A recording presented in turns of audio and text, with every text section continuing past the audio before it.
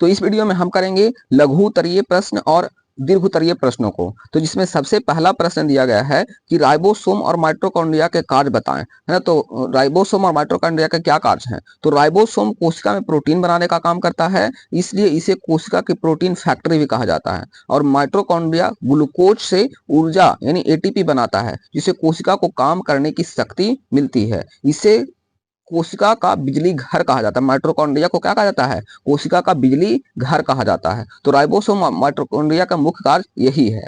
ठीक है। दूसरा प्रश्न कह रहा है कि प्रोकैरियोटिक कोशिका क्या होती है? तो प्रोकैरियोटिक कोशिका में केंद्रक और अन्य झिल्ली वाले अंगक नहीं होते हैं, उसे प्रोकैरियोटिक कोशिका कहा जाता है, प्रोकैरियोटिक कोशिका कहा जाता है। इसमें आनुवंशिक पदार्थ खुले रूप से पाया जाता है, जैसे बैक्टीरिया और नीला हरा शैवाल, ये जो होते हैं प्रोकैरियोटिक कोशिका होती है। ठीक है। तीसरा नंबर प्रश्न है कि पादप और जंतु कोशिका में क्या अंतर है? तो पादप कोशिकाओं में कोशिका भित्ति, हरित लवक और बड़ी रसधानी होती है, जबकि जंतु कोशिका में ये नहीं होता है ना, यानी कोशिका भित्ति, हरित लवक और बड़ी रसधानी नहीं होता है। जंतु कोशिका में सेट्रियोल होता है, जो पादप कोशिकाओं में नहीं पाया जाता है, और वहीं पादप कोशिका आकार में निश्चित होती है। ठीक है। तो पादप कोशिका और जंतु कोशिका में मुख्य अंतर यही होता है। ठीक है। चौथा नंबर प्रश्न है कि यदि गाल्जी उपकरण न हो तो क्या होगा? गाल्जी उपकरण अगर नहीं होगा तो क्या होगा? तो गाल्जी उपकरण कोशिका में प्रोटीन और अन्य पदार्थों को पैक कर भेजने का काम करता है। यदि न हो तो कोशिका अपने बनाए पदार्थों को ठीक से सहेज या बाहर नहीं भेज पाएगी, इससे कोशिका के सभी क्रियाएं प्रभावित हो जाएगी, है ना। तो गाल्जी उपकरण नहीं होगा तो क्या होगा? सभी क्रियाएं क्या हो जाएगी? प्रभावित हो जाएगा। इसलिए ये क्या है, इसको होना बहुत जरूरी होता है ऐसे, है ना। पांचवा नंबर प्रश्न कह रहा है कि कोशिका का बिजली घर किसे कहा जाता है और क्यों कहा जाता है? तो अभी पीछे भी बताएं कि कोशिका को हम माइटोकॉन्ड्रिया को कोशिका का बिजली घर कहते हैं। क्यों कहा जाता है? क्योंकि यह भोजन से ऊर्जा बनाता है, और यह ऊर्जा कोशिका के हर काम के लिए जरूरी होता है। बिना माइटोकॉन्ड्रिया के कोशिका ठीक से काम नहीं कर पाएगी, इसलिए कोशिका को बिजली घर कहा जाता है ना। इस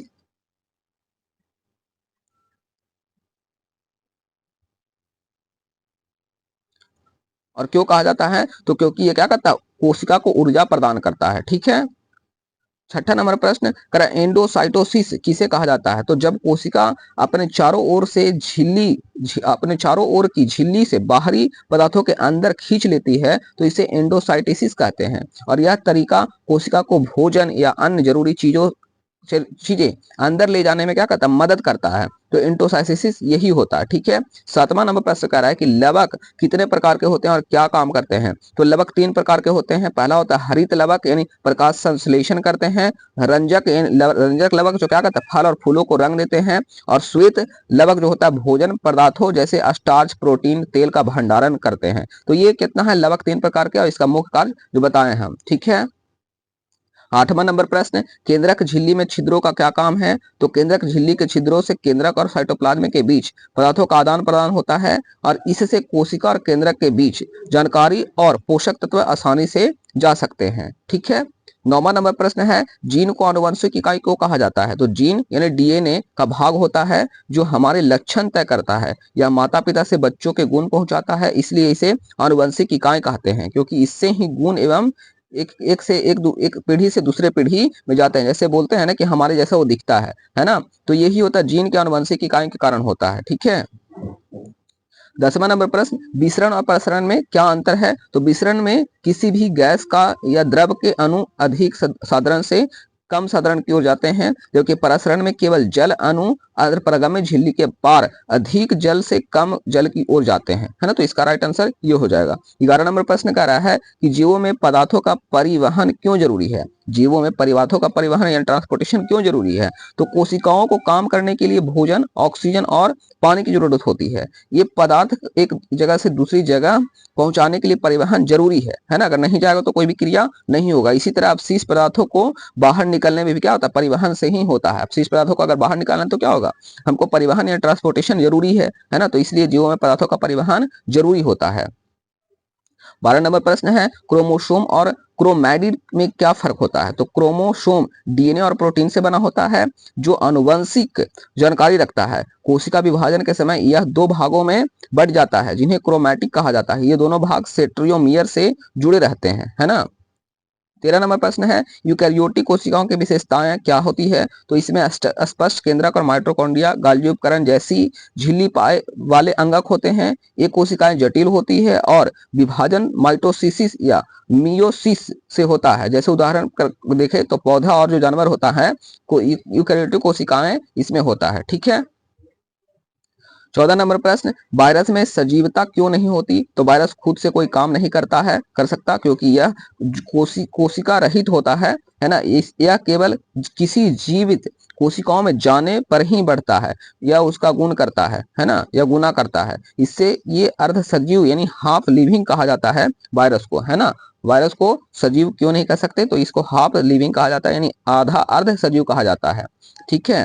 15 नंबर प्रश्न, चिकनी और खुरदरी अंतःप्रजाविका में क्या अंतर है? तो खुरदरी यानी जालिका यानी आर है ना, जिसको हम रफ इंडोप्लाज्मिक रेक्टिकुलम कहते हैं, जो राइबोसोम होते हैं जो प्रोटीन बनाते हैं। चिकनी जालिका पर राइबोसोम नहीं होते हैं और यह वसा और हार्मोन बनाती है। दोनों कोशिकाओं में पदार्थों के परिवहन में मदद करता है। आई होप आपको यहाँ तक वीडियो समझ आया होगा। अब आगे समझते हैं दीर्घ उत्तरीय प्रश्नों का। ठीक है। जो दीर्घ उत्तरीय प्रश्न में पहला प्रश्न है करे कि एक यूकैरियोटिक पादप कोशिका का इलेक्ट्रॉन सूक्ष्मदर्शी एवं नामांकित चित्र बनाए, है ना। तो ये आपका रहा यूकैरियोटिक पादप कोशिका का नामांकित चित्र, है ना, जो आपको इलेक्ट्रॉन सूक्ष्मदर्शी से आपको ये बता सकता है ना। करे कि यूकैरियोटिक पादप कोशिका का इलेक्ट्रॉन सूक्ष्मदर्शी एवं नामांकित चित्र बनाना है, तो आपको सिर्फ चित्र बना करके ऐसे दिखा देना है। आप इसको अच्छे से कॉपी में आप इसको ड्रॉ कर सकते हैं, है ना। अगला प्रश्न है दूसरा नंबर का, इलेक्ट्रॉन सूक्ष्मदर्शी में दिखाई देने वाली एक जंतु कोशिका का नामांकित चित्र बनाइए। तो ये रहा आपका जंतु कोशिका का इलेक्ट्रॉन सूक्ष्मदर्शी चित्र, है ना। यही इसका राइट आंसर हो जाएगा। तीसरा नंबर प्रश्न है माइटोकॉन्ड्रिया की रचना एवं कार्यों का संक्षिप्त वर्णन करें। तो माइटोकॉन्ड्रिया कोशिका के सबसे महत्वपूर्ण अंगों में से एक है, जिसे कोशिका का ऊर्जा गृह कहा जाता है, यानी पावर हाउस ऑफ सेल कहा जाता है। यह कोशिका द्रव्य में बिखरे हुए सूक्ष्म दानेदार या धागे नुमा संरचनाएं होती है। पादप कोशिकाओं में इनकी संख्या कम होती है, जबकि जंतु कोशिका में यह हजारों तक हो सकते हैं। प्रत्येक माइटोकॉन्ड्रिया दो झिल्लियों से घिरा होता है, बाहरी झिल्ली और अंतर झिल्ली। अंतर झिल्ली से कई उभार निकलते हैं जिसे क्रिस्टी कहा जाता है। इनके बीच तरल भाग मैट्रिक्स कहलाता है। क्रिस्टी पर कोशिकीय श्वसन से जुड़े एंजाइम पाए जाते हैं जो ऊर्जा उत्पादन में सहायता करते हैं। ये रहा आपका माइटोकॉन्ड्रिया का आंतरिक संरचना का चित्र, जो आप यहाँ पे देख सकते हैं। इसका मुख्य कार्य होता है माइटोकॉन्ड्रिया भोजन को तोड़कर ऊर्जा यानी एटीपी बनाते हैं। यह ऊर्जा कोशिका के सभी भागों यानी कामों को इस्तेमाल होती है और क्रिस्टी के अंदर की सतह बढ़ती है, जिससे अधिक ऊर्जा बनाने में मदद मिलती है। चौथा नंबर प्रश्न है यूकैरियोटिक तथा प्रोकैरियोटिक कोशिकाओं के अंतरों को स्पष्ट करें, है ना। यूकैरियोटिक और प्रोकैरियोटिक कोशिका में क्या अंतर है? तो प्रोकैरियोटिक कोशिका में स्पष्ट केंद्रक नहीं होता है तथा इसमें झिल्ली युक्त अंगक अनुपस्थित रहते हैं। जैसे उदाहरण के लिए बैक्टीरिया को ले लें। यूकैरियोटिक कोशिकाओं में झिल्ली युक्त केंद्रक और अंगक जैसे माइटोकॉन्ड्रिया गाल्गी उपकरण पाए जाते हैं। ये अधिक जटिल और विकसित कोशिकाएं होती है।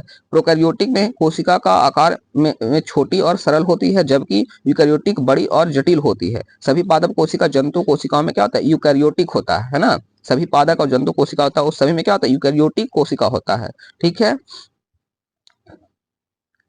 पांचवा नंबर प्रश्न है क्रोमोसोम की संरचना का सचित्र समझाएं, है ना। तो क्रोमोसोम केंद्रक में पाए जाने वाले महीन, लंबे और अत्यधिक कुंडलित धागे जैसे संरचनाएं हैं। सामान्यतः स्थिति में ये बहुत सूक्ष्म दिखाई देते हैं, लेकिन कोशिका विभाजन के समय स्पष्ट और आसानी रूप से दिखाई देने लगते हैं। क्रोमोसोम सामान्यतः बेलनाकार होते हैं और इनकी संरचना तीन मुख्य भागों में होती है। पहला पेलिकल, दूसरा मैट्रिक्स और तीसरा जो होता है क्रोमैटिड्स, है ना। पेलिकल क्रोमोसोम का बाहरी आवरण है जो इसे सुरक्षित रखता है और इसके अंदर भाग का मैट्रिक्स कहलाता है, जिसमें क्रोमोसोम की पूरी लंबाई में दो समानांतर कुंडलित धागों जैसी संरचनाएं होती है, जिसे हम क्या कहते हैं? क्रोमैटिड्स कहते हैं। प्रत्येक क्रोमैटिड्स में और भी छोटे कुंडलित धागे होते हैं जिन्हें क्रोमोनीटा मेटा कहा जाता है। ये इतनी घनी होती है कि एक ही धागे की तरह दिखाई देती है। क्रोमैटिड यानी डीएनए और हिस्टोप्रोटीन से बनी होती है। डीएनए अणु के खंड को जीन कहा जाता है, जो क्रोमैटिड के में दाने जैसी संरचना में दिखाई देते हैं। दो क्रोमैटिड्स सेंट्रोमियर नामक बिंदु से जुड़ी रहती है। ठीक है। क्रोमोसोम की संरचना कोशिका में आनुवंशिक जानकारी का सुरक्षित भंडारण, विभाजन के समय सही वितरण सुनिश्चित करते हैं। यही कारण है कि क्रोमोसोम जीवों के वृद्धि, विकास और गुणसूत्रीय स्थिरता के लिए अत्यंत महत्वपूर्ण है। ठीक है, इसका आपका नामांकन चित्र आप देख सकते हैं क्रोमोसोम की संरचना का। ये रहा आपका क्रोमोसोम का नामांकित चित्र। तो ये आपको इसको बनाना है कॉपी में अच्छे ढंग से। इसमें है सभी जीवों के कोशिकाओं के केंद्रक में पाए जाने वाले क्रोमोसोम की संख्या निश्चित होती है। जैसे मानव की शरीर कोशिकाओं में 46 क्रोमोसोम यानी 23 जोड़ा पाया जाता है।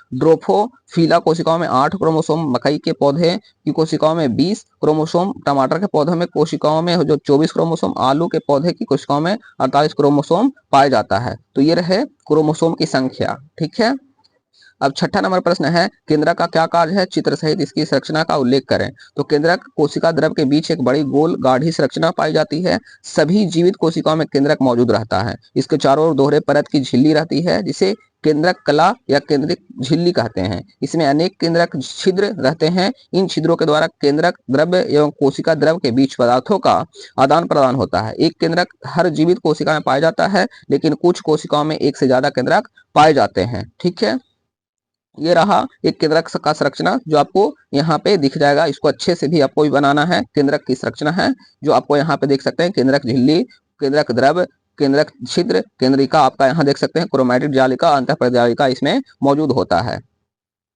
केंद्रक के अंदर गाढ़ा तरल पदार्थ भरा होता है, इसे केंद्रक द्रव्य कहते हैं, है ना, जिसको हम न्यूक्लियोप्लाज्म कहा जाता है इंग्लिश में। इसमें क्रोमैटिड जालिका, है ना, नामक ये महीन धागे जैसी रचना होती है। यह डीएनए प्रोटीन से बनी होती है। डीएनए हमारे शरीर, हमारे वंशानुगत यानी जेनेटिक ट्रेट्स को एक पीढ़ी से दूसरी पीढ़ी तक पहुंचाता है। जब कोशिका विभाजन होता है तब यह क्रोमैटिड जालिका सिमट कर गुणसूत्र बना लेती है ना। केंद्रक, इसका काम क्या है, केंद्रक का कार्य, तो केंद्रक कोशिका की रक्षा करता है और कोशिका विभाजन में मदद करता है।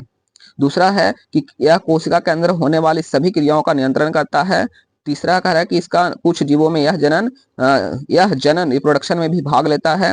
चौथा है यह कोशिका के विकास और परिपक्वता को नियंत्रित करता है। पांचवा, केंद्रक प्रोटीन बनाने की प्रक्रिया को नियंत्रित करता है। तो इसका निष्कर्ष यही है कि केंद्रक कोशिका का मस्तिष्क होता है ना। जो केंद्रक होता है कोशिका का क्या है, मस्तिष्क है, दिमाग है, जो कोशिका के सभी गतिविधियों को नियंत्रित करता है और आनुवंशिक जानकारी को भी सुरक्षित रहता है। तो ये रहा आपका राइट आंसर। 7वां नंबर प्रश्न है कि कोशिका झिल्ली पदार्थों के परिवहन में किस प्रकार अपनी भूमिका अदा करता है। तो कोशिका झिल्ली यानी सेल मेम्ब्रेन कोशिका के चारों ओर होती है और यह पदार्थों के आने जाने को नियंत्रित करता है। इसे अर्धपरागम्य झिल्ली कहा जाता है, यानी सेमी प्रिएमोबल मेम्ब्रेन कहा जाता है, क्योंकि यह केवल कुछ विशेष पदार्थों को ही अंदर या जाने या बाहर निकलने देती है। कोशिका झिल्ली के माध्यम से परासरण और प्रसरण डिफ्यूजन जैसी क्रियाओं द्वारा पदार्थों का परिवहन होता है। परासरण और प्रसरण, ठीक है, तो ये रहा इसके। और प्रसरण क्या होता है, तो प्रसरण में जल अधिक मात्रा वाले भाग से कम मात्रा वाले भाग की ओर कोशिका झिल्ली से होकर जाता है।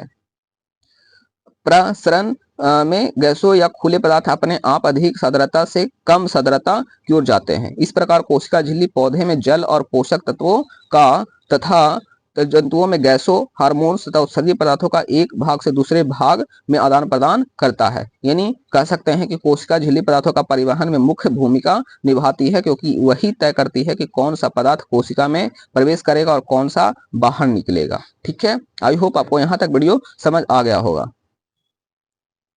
8वां नंबर प्रश्न कर रहा है कि अल्प परासरण और समपरासरी तथा अति परासरी विलयनों में किसी जीवित कोशिका को बारी बारी से डाला जाए तो क्या प्रभाव पड़ेगा।